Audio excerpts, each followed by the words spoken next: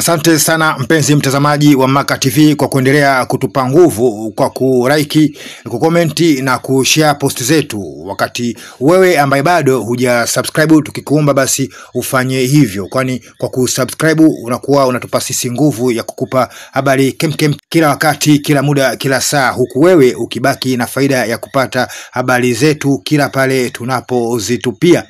Kumbuka kwamba Maka TV ndo habari ya mjini, na hii hapa basi ni ratiba ya mwezi wa 5 kwa mechi zote za wekundu wa Msimbazi Simba ligi kuu ya NBC Tanzania bara.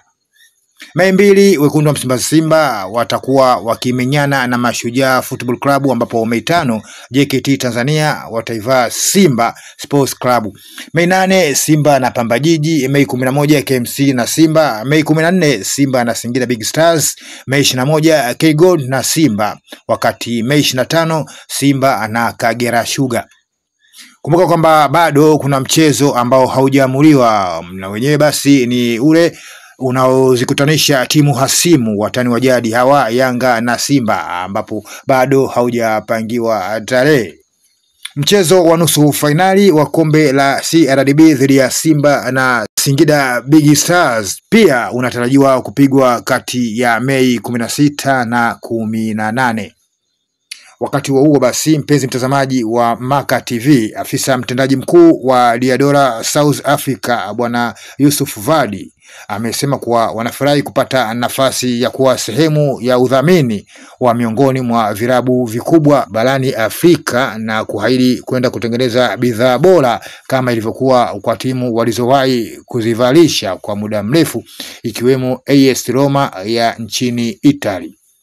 Afisa mtendaji huyo mkuu wa Diadora South Africa amesema hapa, ambapo namnukuu: "Tunafurahi kupata nafasi hii ya kuwa sehemu ya udhamini wa miongoni mwa virabu vikubwa barani Afrika. Tunaahidi kwenda kutengeneza bidhaa bora kama ilivyokuwa kwa timu tulizokushawahi kuzivalisha kwa muda mrefu, ikiwemo AS Roma ya nchini Italy."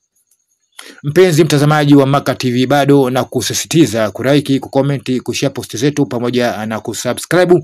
Kwa wewe ambaye bado hujafanya hivyo, unaposubscribe basi hakikisha unabonyeza na alama ya kikengele pale juu, kwani ukibonyeza alama hiyo ya kikengele unakuwa umeingia moja kwa moja kwenye familia yetu na kujihakikishia kupata habari zetu mpya kila pale tunapozitupia. Maka TV ndo habari ya mjini.